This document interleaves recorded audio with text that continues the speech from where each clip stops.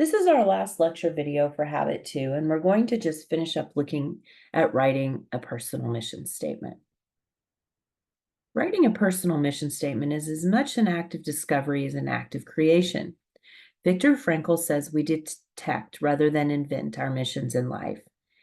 He states that everyone has his own specific vocation or mission in life. Therein, he cannot be replaced, nor can he be repeated. Thus, everyone's task is as unique as his specific opportunity to implement it. A mission statement, though, is not a piece of creative writing. We write what we sense to be true about ourselves, although often it seems more like we are writing what we like to be true. Writing what is true about ourselves is not as easy as what it seems. We sometimes don't know ourselves as well as we think we do. We sometimes pursue certain paths because we think it's approved. We can clarify our personal mission statement by dividing it into roles. We each have a number of different roles in our lives, different areas or capacities in which we have a responsibility. Personally, I have a role as an individual, as a girlfriend, as a mother, as a sister, as a daughter, as a professor, and a church member. Each of these roles is important to me. One of the major problems that arise when people work to become more effective in life is that they don't think broadly enough. They lose sense of proportion. They lose the balance that's necessary to be effective in life. They get consumed by work and neglect their personal health in the name of professional success. They may neglect the most precious relationships in their lives. Goals define what we want to achieve within each role.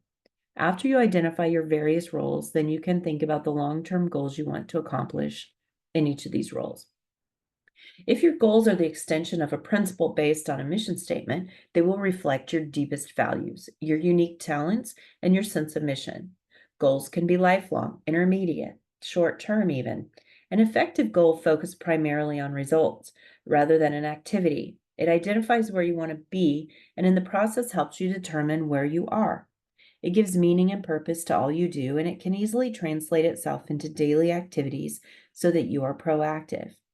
You are in charge of your life. You are making things happen every day, and that will enable you to fulfill your personal mission statement.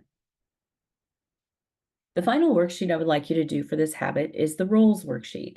And in the roles worksheet, there are 3 columns. The first column on the far left is to define the roles that you play.